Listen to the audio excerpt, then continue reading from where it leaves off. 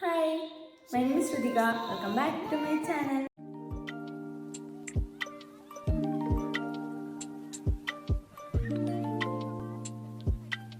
അപ്പോൾ ഇന്നത്തെ വീഡിയോ എന്ന് പറയുന്നത് നിങ്ങൾ തമിഴ് ടൈറ്റിലൊക്കെ കണ്ടിട്ടുണ്ടാവും. എൻ്റെ 10th ഓണം എക്സാമിൻ്റെ റിസൾട്ട് വന്നിട്ടുണ്ട്.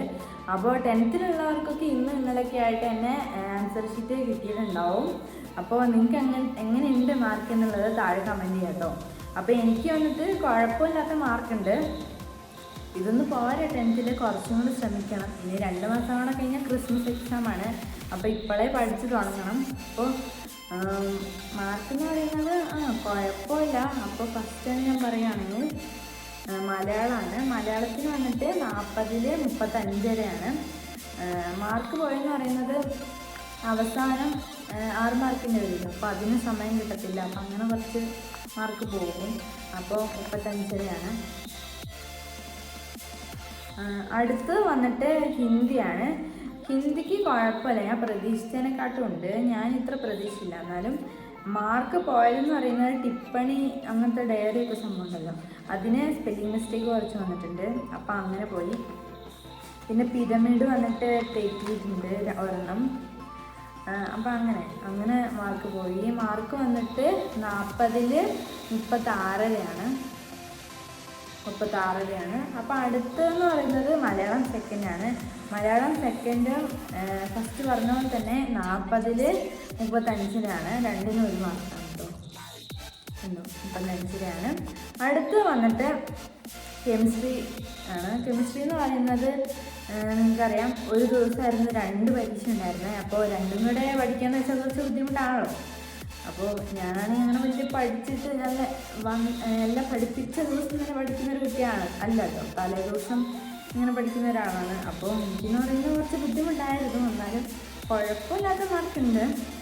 അപ്പോൾ കെമിസ്ട്രിക്ക് വന്നിട്ട് 40-ൽ 33-ആണ്. അപ്പോൾ അടുത്ത് വന്നിട്ട് ഇംഗ്ലീഷാണ്. ഇംഗ്ലീഷ് ഞാൻ കുറച്ചും കൂടെ പ്രതീക്ഷിച്ചു, എന്നാലും കുറവാണ് മാർക്ക്. ഇംഗ്ലീഷ് വന്നിട്ട് എനിക്ക് തെറ്റിയെന്ന് പറയുന്നത് ഗ്രാമറിൽ കുറേ എണ്ണം പോയി. പിന്നെ നമ്മൾ ഈ പാരഗ്രാഫ് വന്നിട്ട് അതിന് ഡയറക്റ്റ് ക്വസ്റ്റ്യൻ ചോദിക്കുമല്ലോ, അപ്പോൾ അതിൻ്റെ കുറച്ച് അൾട്രേഷൻ അങ്ങനത്തെ സംഭവങ്ങളൊക്കെ ഉണ്ടല്ലോ. അപ്പോൾ അങ്ങനെ കുറച്ച് സംഭവങ്ങളൊക്കെ തെറ്റിയിട്ടുണ്ട്. അപ്പോൾ മാർക്ക് വന്നിട്ട് 80-ൽ 56-ആണ്. അപ്പോൾ അടുത്ത് വന്നിട്ട് സോഷ്യലാണ്. സോഷ്യലായിരിക്കും എല്ലാവർക്കും കുറേ പഠിക്കാനുണ്ടാവുക. എനിക്ക് വന്നിട്ട് ഒരു കുഴപ്പമില്ലാത്തൊരു മാർക്കുണ്ട്. എനിക്ക് തെറ്റിയെന്ന് പറയുന്നത് 1 വേർഡിനും പിന്നെ മാച്ച് ദ ഫോളോയിങ് അതിനൊക്കെയാണ് കൂടുതൽ മാർക്ക് തെറ്റിയത്. അപ്പോൾ അത് എനിക്ക് A+ പോയെന്ന് പറയുന്നത് 3 മാർക്കിനാണ്. അപ്പോൾ ഇതും കൂടെ ശരിയായിട്ടുണ്ടായിരുന്നെങ്കിൽ A+ കിട്ടിയേനെ. അപ്പോൾ മാർക്ക് വന്നിട്ട് 69-ആണ്. കുഴപ്പമില്ലാത്തൊരു മാർക്കുണ്ട്. അപ്പോൾ അടുത്ത വന്നത് ബയോളജിയാണ്. ബയോളജി നേരത്തെ പറഞ്ഞ പോലെ തന്നെ ഒരു ദിവസമായിരുന്നു 2 പരീക്ഷയും. അപ്പോൾ കുറച്ച് ബുദ്ധിമുട്ടായിരുന്നു രണ്ടും കൂടെ പഠിക്കാൻ. എന്നാലും കുഴപ്പമില്ലാത്തൊരു മാർക്കുണ്ട്. മാർക്ക് വന്നിട്ട് 40-ൽ 35 വരെയാണ്. 35-ലാണ്. അടുത്ത് വന്നിട്ട് മാത്സ് ആണ്. മാത്സ് എന്ന് പറയുന്നത് കൂടുതലായിട്ടും കുറച്ച് ടഫായിട്ടുള്ള സബ്ജക്റ്റാണ്. എനിക്കും കുഴപ്പമില്ല, വളരെ ടഫായിരുന്നു. ഞാൻ പ്രതീക്ഷിച്ചതിനെക്കാളും കുറഞ്ഞു പോയി. നല്ല കുറവാണ് മാർക്ക് വന്നിട്ട്. മെയിനായിട്ടുള്ള പ്രശ്നം എന്ന് പറയുന്നത് എനിക്ക് 3-4 ക്വസ്റ്റ്യൻ എഴുതാൻ പറ്റിയിട്ടില്ല, സമയം കിട്ടാത്തതുകൊണ്ട്. അപ്പോൾ അതിനങ്ങനെ കുറേ മാർക്ക് പോയി. പിന്നെ കുറേ തെറ്റും ചെയ്തു. അപ്പോൾ മാർക്ക് വന്നിട്ട് 80-ൽ 53-ആണ്.